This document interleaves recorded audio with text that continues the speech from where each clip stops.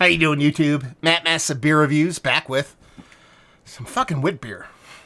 That's not crazy. No, I've done my fair share of Witbiers over the years. Crazy part is, that is a Treehouse Witbier, my friends, in the form of their Pearl. Any fantastic brewer loves the classics. But when you get the uber classics from a brewery that's so...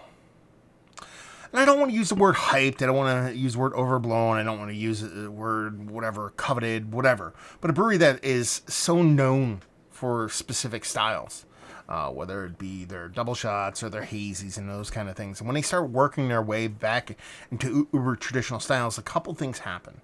One, this dude is really fucking happy because it's not the first time they've dipped into, classics. You have Old Man, you have a bunch of kind of classic styles that really kind of do really, really well and have really good swings at, let's put it that way. But I know the brewers are happy too, because these are some of the beers that are kind of more technically challenging to make and make well. And I know, as a home brewer, there's no way you come up as a home brewer and don't love these kind of beers. So to see this stuff kind of get out there into the market is absolutely fantastic. So yeah, super pumped. This comes courtesy of my boy Oak Ridge. He chimes into the chat every now and then. He lives locally, dropped off a box into my mailbox, and I'm gonna drink the shit out of this beer. So let's read about it. Want to read about it? Yeah, it's Pearl Witbier, beer for living. Proudly brewed in Massachusetts. Just punch myself. And anyway, Pearl is a Belgian, and that's the other part about this. Is a Belgian style wit beer. More often than not, you go to wit beer, you're going to go something, a little bit of German, half of stuff like that. No, Belgian style wit beer. And I can't really think, I'm sure they have, but I can't think of any Belgian influenced beer that Treehouse has ever made. I can't think of one. So that's kind of interesting in and of itself. So Pearl is a Belgian-style wit beer brewed with the utmost care and respect for tradition while introducing a gentle nod to modern brewing.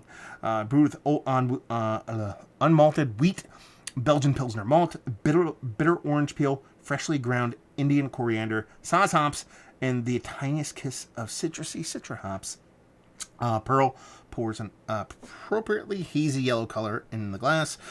We taste doughy malts, zesty spice, and Belgian yeast carries, but a strong overtone of citrus. Classic, refreshing, and beautiful. Enjoy. 5.1%. Yeah, I do a couple beer reviews. When I do beer reviews, I'm actually just realized I'm doing two Treehouse ones. And they're both...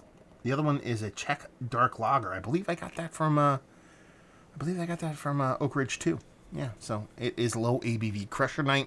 Label-wise, is probably the most interesting talking point about this beer in general, in that it is, it really does remind me of Blue Moon. I mean, and if Blue Moon had a baby with Blue Point Brewing, it's really, really hard to deny the kind of that white on blue mixture with the font choice and all that kind of... There's something about it that does scream kind of Belgian style wit beer from a Blue Moon / Blue Point kind of a perspective. I'm not mad at it, but it did definitely bring me there when I first saw it, and it's one of the reasons I wanted to try it originally, and it's one of the reasons why I'm super pumped that I actually ended up getting it. The beer in and of itself looks spot on. I mean, soft yellowy haze, not much of a head, but a nice soft creaminess to it. Just that rich, vibrant orange yellow, so it looks the part of a Belgian style wit. Now, Belgian style wits, when's the last time I reviewed one of those? I can't tell you. I can't tell you. It's probably been a couple here and there from obscure breweries that kind of just rattle those off from time to time. The last one I have, that's correct words, was a classic, which would be St. Bernard's Wit.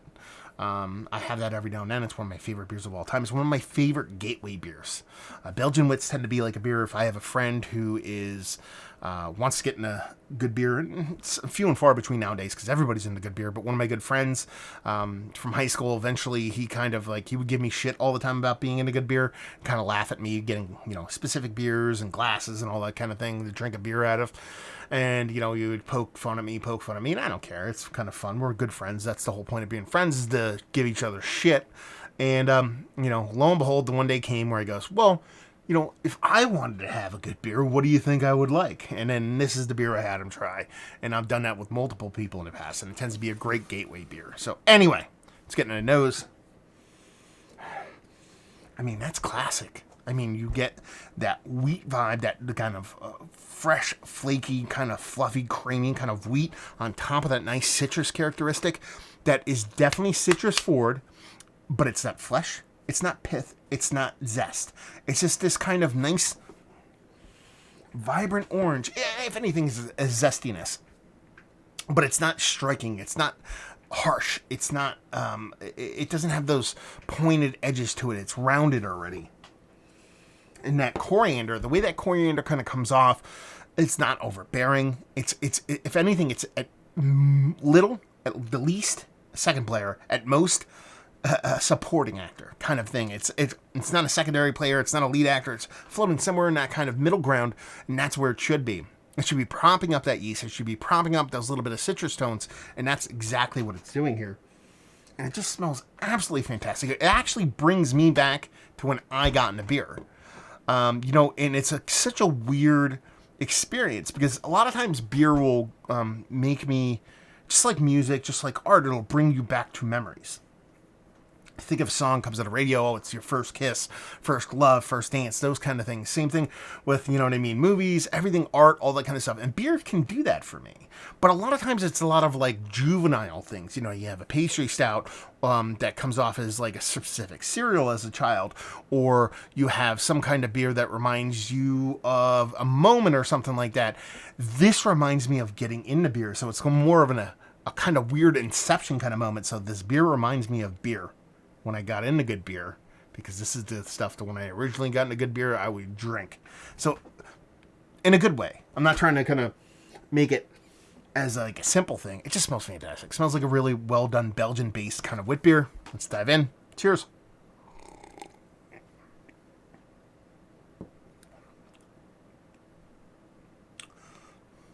I like this. I do. It's different. Not in a negative way.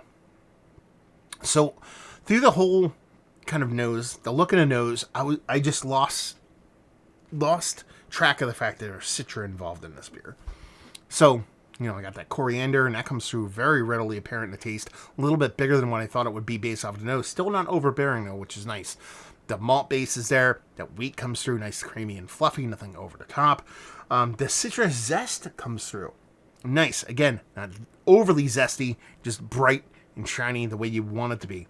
Then those citra hops kick in, and it kind of elevates the citrus just a little bit more in a way, and I know this is kind of blasphemy, in a kind of the way that the little wedge, and they put, you go to the shitty restaurant, they give you the Blue Moon, and they put the little wedge of orange on there, and some people dig that, but it's us hoity-toity kind of nose in the air beer people, get that fucking orange out of here. I'm not going to eat. That's not for beer.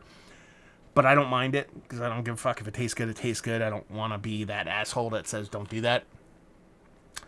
It's kind of like that little added pump of citrus that kind of elevates it just a little bit more than you thought it would be. And I like it. It's not uber traditional. It's not BJCP nerdy. But they already outlined that on the can. They're telling you what's going on. They're like, we're sticking to the traditions of what they're doing, but we're bringing our own little chutzpah, our own little pizzazz to the game. And I dig it.